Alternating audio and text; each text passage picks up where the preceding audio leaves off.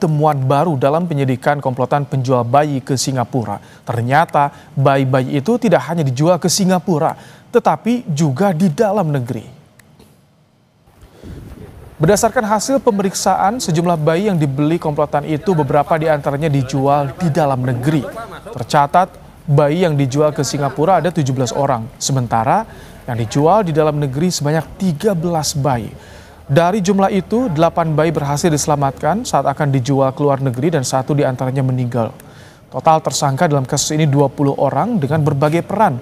Polisi pun masih terus memburu 6 pelaku lain yang masuk dalam DPO.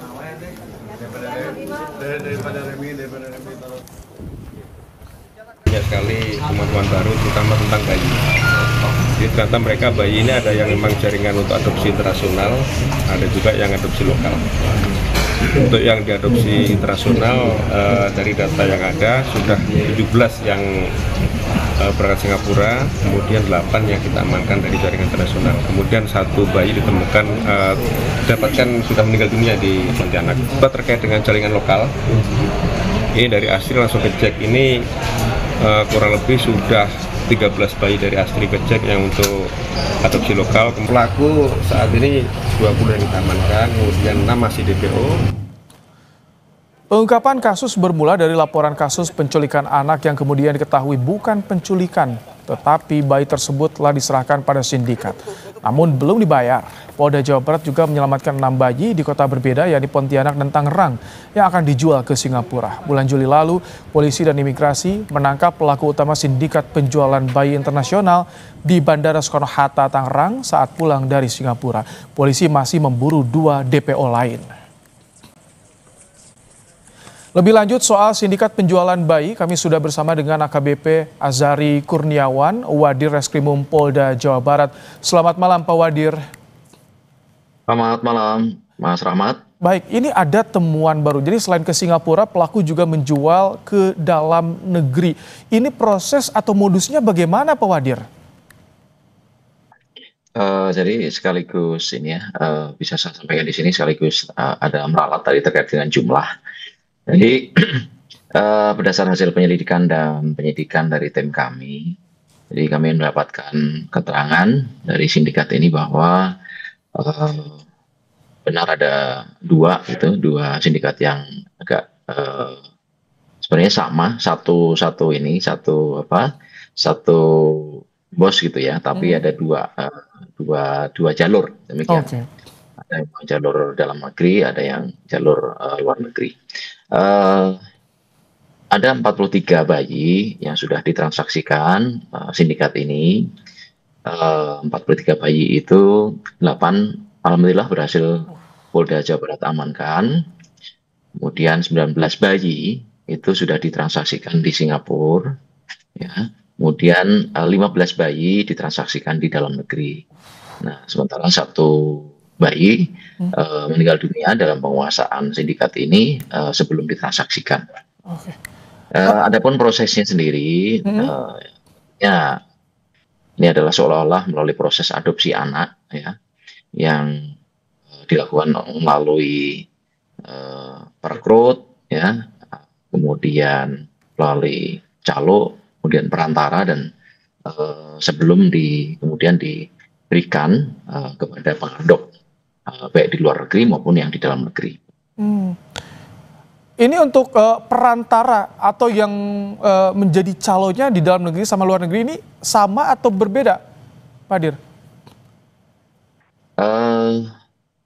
Untuk calo yang di luar negeri ada tersendiri, namun ini juga masih yang di dalam negeri itu masih jaringan juga sebenarnya, masih ada kaitan dengan jaringan yang luar negeri ini. Oh baik, Pak Wadir, untuk yang di dalam negeri ini terjadi sejak kapan, Pak Dir? Apakah sama ada pemesan juga yang di dalam negeri ini? Untuk yang di dalam negeri, berdasar dari keterangan saksi maupun para tersangka dan juga data yang kita temukan, untuk yang di dalam negeri beroperasi dari tahun 2024. Sementara kalau yang ke luar negeri malah sudah lebih dahulu, di tahun 2023. Kalau untuk dalam negeri sudah terlacak Pak, di daerah mana saja ini penjualannya? Yang di dalam negeri ada beberapa kota, Hmm. Pontianak tentunya, kemudian Tangerang, kemudian ada beberapa kota lagi yang tentunya nanti akan kita update lagi, masih dalam proses penyelidikan kami. Kami sedang dalami di kota mana saja Baik, yang Pak Wadir, kalau kondisi ada bayi tersebut ya. Oh baik. Kemudian soal ini hasil pengembangan bersama dengan Dukcapil dan juga imigrasi bagaimana? Ini untuk yang keluar negeri berarti Pak Wadir ya? Kaitan dengan itu, tentunya kami dari sejak awal sudah melakukan komunikasi dan juga kerjasama dengan dinas terkait, Dukcapil maupun dengan imigrasi.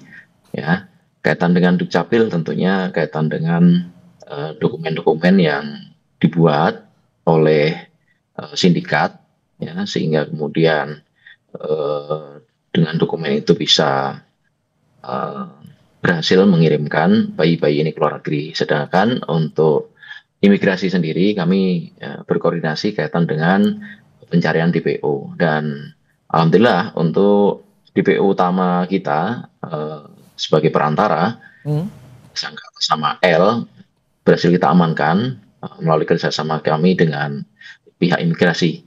Manakala si tersangka L ini datang dari Singapura ke Indonesia di Bandara Suta dan kita lakukan pengamanan atau kita tangkap pelakunya.